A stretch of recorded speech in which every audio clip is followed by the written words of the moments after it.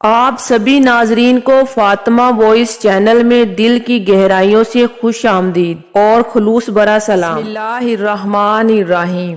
شروع اللہ کے نام سے جو بڑا مہربان اور نہایت رحم کرنے والا ہے۔ ماہ رجب اسلامی سال کا 7واں مہینہ ہے۔ رجب ترجیب سے ماخوذ ہے اور ترجیب کے معنی تعظیم کے ہیں۔ اہل عرب اس ماہ کو رب العزت کا مہینہ کہتے تھے اور بڑی تعظیم کیا کرتے تھے، اس لیے اس ماہ مبارک کو رجب سے ماخوذ کیا گیا ہے۔ اس ماہ مبارک کی یکم تاریخ کو حضرت نوح علیہ السلام کشتی پر سوار ہوئے اور ماہ مبارک کی 27ویں رات کو حضور اکرم صلی اللہ علیہ وآلہ وسلم معراج پر تشریف لے گئے، جس میں آسمانی سیر کی، جنت اور دوزخ کو ملاحظہ کیا اور دیدار الہی سے مشرف ہوئے۔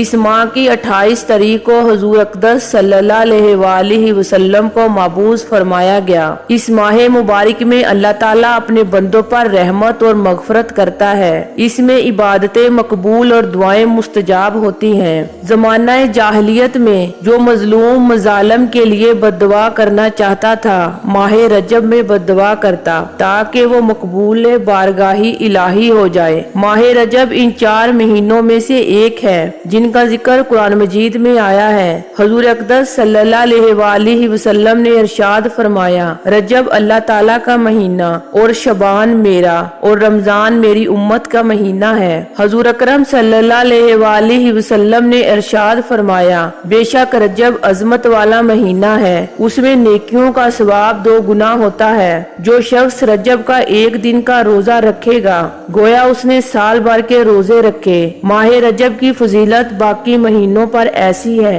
جیسی حضور اکرم صلی اللہ علیہ وآلہ وسلم کی فضیلت باقی انبیاء کرام پر ہے، اور ماہ رمضان کی فضیلت باقی مہینوں پر ایسی ہے جیسے اللہ تعالیٰ کی فضیلت تمام بندوں پر ہے۔ ماہ رجب کے روزے رکھنا ثواب ہے۔ حضور اکرم صلی اللہ علیہ وآلہ وسلم نے ارشاد فرمایا، رجب ایک عظیم الشان مہینہ ہے، اس مہینے میں اللہ رب العزت نیکیوں کو دگنا کر دیتا ہے، اور جو کوئی رجب کے 7 دن کے روزے رکھے اس پر دوزخ کے 7 دروازے بند کر دیے جاتے ہیں، اور جو کوئی اس کے 8 دن کے روزے رکھے تو اس کے لیے جنت کے 8 دروازے کھولے جاتے ہیں، اور جو آدمی رجب کے 10 دن روزے رکھے تو اللہ رب العزت سے جس چیز کا سوال کرے گا تو اللہ رب العزت اسے دے گا، اور جو کوئی رجب کے 15 روزے رکھے تو آسمان سے ایک منادی کرا دی جائے گی کہ تیرے گزشتہ گناہ معاف ہو گئے ہیں اور اب نئے سرے سے عمل شروع کر، اور جو زیادہ روزے رکھے گا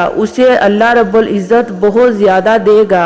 ابن عباس رضی اللہ تعالی عنہ سے روایت ہے کہ حضور اکرم صلی اللہ علیہ وآلہ وسلم نے ارشاد فرمایا، رجب اللہ رب العزت کا مہینہ ہے، شعبان میرا اور رمضان میری امت کا مہینہ ہے۔ حضرت موسیٰ ابن عمران رضی اللہ تعالی عنہ فرماتے ہیں، میں نے حضرت انس رضی اللہ تعالی عنہ سے سنا ہے، آپ نے فرمایا کہ جنت میں ایک نہر ہے جس کو رجب کہتے ہیں، اس کا پانی دودھ سے زیادہ سفید اور شہد سے زیادہ میٹھا ہے۔ جو شخص رجب کے مہینے میں ایک روزہ رکھے گا اللہ رب العزت اس شخص کو اسی نہر سے پانی پلائے گا۔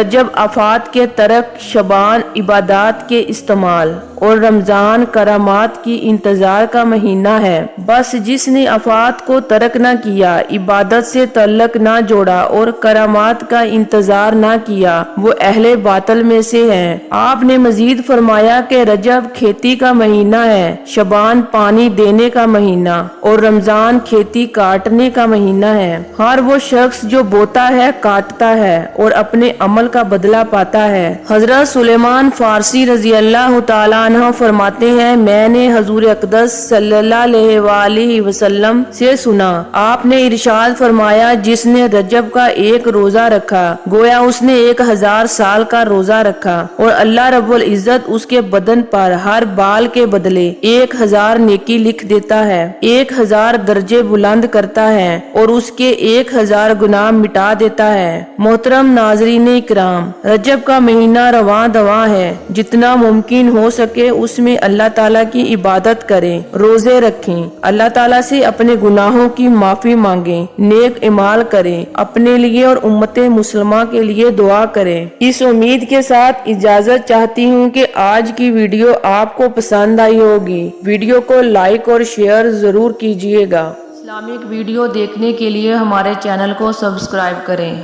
اور بیل آئیکن کو ضرور پریس کریں تاکہ ہر نئی آنے والی ویڈیو کا نوٹیفیکیشن سب سے پہلے آپ کو ملے۔